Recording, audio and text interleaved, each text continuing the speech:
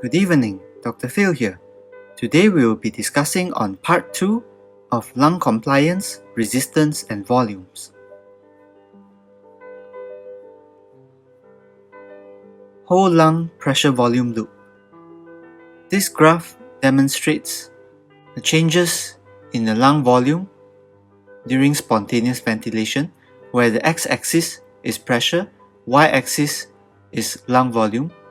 The pressure is negative on the x-axis as it is spontaneous ventilation. If mechanical ventilation was used, x-axis will chart positive pressures and the curve will still look the same. The largest curve represents a vital capacity breath. During inspiration, it is a sigmoid curve which is initially flat. Negative pressure is needed before volume change occurs. Mid-segment is steepest around the FRC. The end segment is flat as lungs are maximally distended and poorly compliant. During expiration, it is a smooth curve. Compliance is low at high lung volumes, thus the curve is initially flat. As pressure returns to baseline, the curve has a steep section around the FRC. Tidal breath is represented by the green curve. Volume change is smaller than the first curve. It starts and ends at the FRC. Regional differences. Line A represents the alveoli at the top of the lung. The alveoli at the top of the lung lies towards the top of the compliance curve. These alveoli are less compliant compared to alveoli lower down as they are already distended by traction from the lung below. Line B represents alveoli at the bottom of the lung. The alveoli at the bottom of the lung lies towards the bottom of the compliance curve. These alveoli are more compliant compared to alveoli at the top of the lung. With mechanical ventilation, both points move down the curve. The upper alveoli becomes more compliant.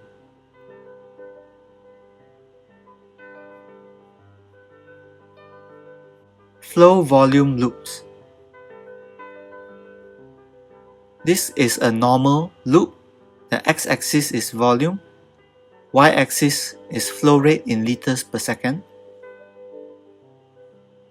Expiration is a positive deflection. A forced expiration follows after the vital capacity inspiratory breath. A loop is drawn in a clockwise direction, beginning from the TLC, total lung capacity. Normal loop A. It rises rapidly to 8 to 10 liters per second. The flow rate then decreases steadily from the left to the right to produce a relatively straight curve with a slight concavity at its center, which is due to dynamic compression of airways and represents the maximum possible flow rate at each lung volume. Loop B. This loop occurs when the patient holds back their maximal expiratory effort. Although the initial maximal flow rate is lower, the total flow ends up being the same as loop A as the airways become compressed by rising intrathoracic pressure. Inspiration. The patient takes a vital capacity breath. It has a negative deflection starting from the residual volume to the total lung capacity from a right to left direction. It is square-shaped, maximum flow of 4 to 6 liters per second. This is a flow volume curve of obstructive disease. The expiratory limb has a decreased peak expiratory flow rate. Flow rates decrease throughout expiration. Concavity at the expiratory limb is increased due to airway obstruction. There is increase in residual volume from gas trapping, and TLC may be higher. Inspiratory limb is less affected. It is still square-shaped. Slightly lower flow rates occur. This is a flow volume loop of restrictive lung disease. Total lung capacity is decreased. The left-hand side of the curve is shifted to the right. There is preservation of residual volume. The expiratory limb shows a similar shape to the normal curve. Peak expiratory flow rate and flow rates are decreased overall. For the inspiratory limb, the shape is similar to a normal curve. Flow rates are decreased. This shows a flow volume loop of variable intrathoracic obstruction. The expiratory limb shape is similar as seen in the obstructive disease. This occurs as positive pressure generated during forced expiration exacerbates the obstruction. Inspiratory limb shows a normal shape. Airflow during inspiration still occurs as negative intrathoracic pressure helps pulls the airways open. TLC and RV are unaffected. This flow volume loop shows variable extrathoracic obstruction. Expiratory limb shows a near normal shape. The airflow during expiration still occurs as positive pressure helps force the airways open. Inspiratory limb has a square shape that is maintained, however, there is reduced flow rates at all volumes. Negative pressure generated during inspiration collapses the airways. TLC and RV are unaffected. In a fixed large airway obstruction, such as in tracheal stenosis, a large airway has a fixed orifice through which air is able to flow. Peak inspiratory and expiratory flow rates are dependent on the diameter of the orifice rather than effort. Both curves are almost symmetrical. Both limbs have marked reduced flow. TLC and RV are unaffected.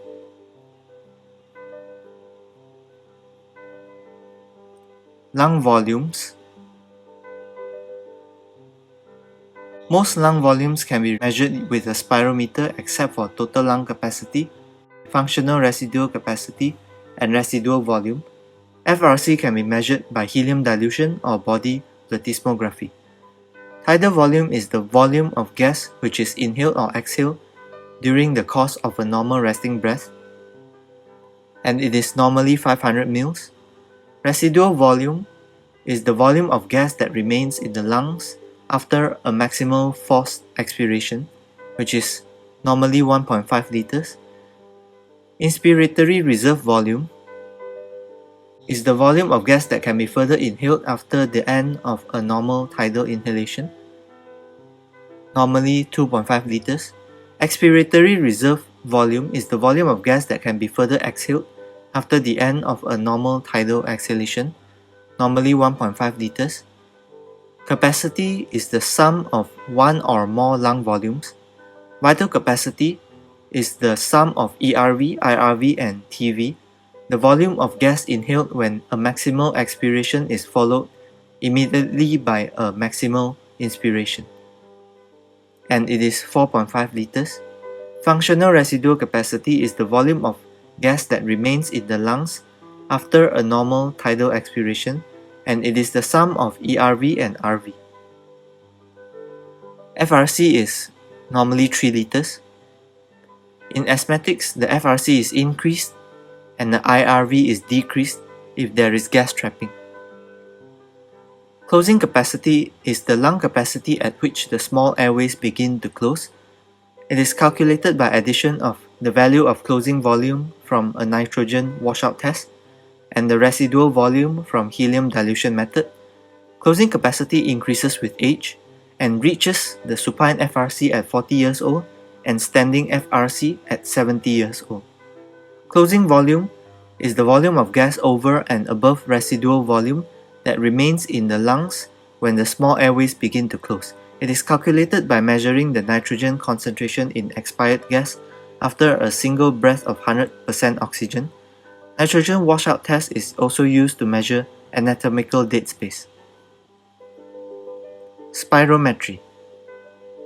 It aids in the interpretation of various lung disease. This curve shows a normal spirometry. X-axis is time, y-axis is expired volume.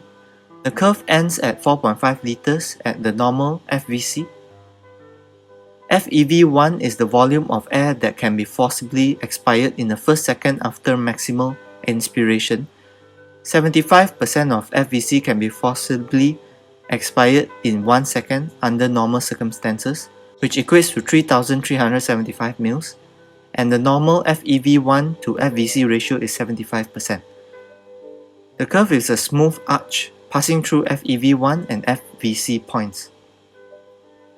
In obstructive lung disease, the FVC, FEV1, and the FEV1 to FVC ratio are all lower than normal.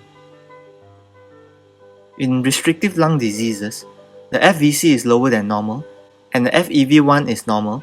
Restrictive lung disease generally do not affect early expiration. The FEV1 to FVC ratio can be normal or higher than normal.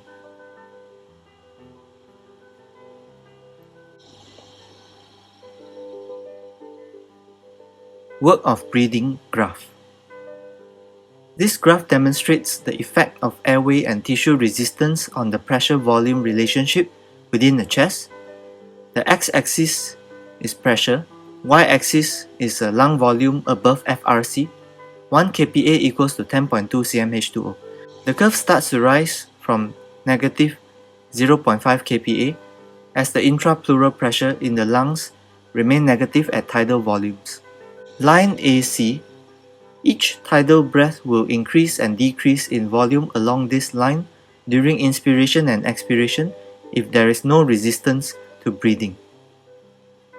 During inspiration, which is line ABC, it is a physiological line traced on inspiration. Increased resistance results in bowing to the right. Area A, C, D, A represents the work to overcome elastic tissue resistance, and area A, B, C, A represents the work to overcome viscous resistance and friction during inspiration. Expiration is represented by line CB apostrophe A. It is the physiological line traced on expiration. This curve bows to the left if there is increased airway resistance. Area C, B apostrophe A and C represents work against airway resistance during expiration. Energy stored in elastic tissues can be used for expiration as the area C, B apostrophe A and C is enclosed within the area ACDA. Energy loss as heat is represented by the difference between area ACB apostrophe A and ACD and A. Expiration is said to be passive under normal conditions.